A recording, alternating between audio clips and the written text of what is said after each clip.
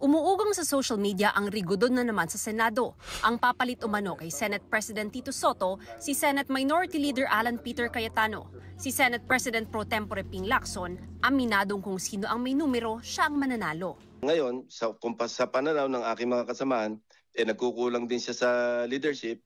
Laging ganyan naman sa Senate. Kung sino yung merong majority, kung sino yung merong 13, at least 13, pwedeng tanggalin yung nakaupo at palitan ng kung sino man yung merong 13.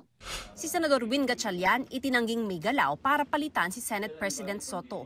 Ang Tindig Pilipinas na isa sa organizers ng Trillion Peso March, suportado raw ang kasalukuyang mayorya at tutol daw sa anumang galaw ng minority gaya ni Senador Alan Peter Cayetano na mag-take over bilang Senate President.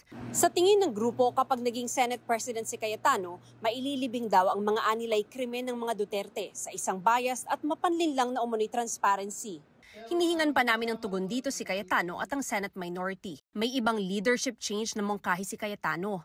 Dapat daw mag-resign na lahat, mula presidente, vice-presidente, senador at kongresista at magdaos ng staff elections bilang tugon sa anyay kawalan ng tiwala ng taong bayan sa gobyerno. Pero hindi raw pwede tumakbo ang sinumang incumbent official sa isang election cycle. Hindi naman daw kailangan galawin ang mga gobernador, mayor at barangay chairperson. Imbis na mag-people power pa raw, magsakripisyo ang mga people servant. Wala pang pahayag ang Malacanang, Kongreso at Office of the Vice President kaugnay rito.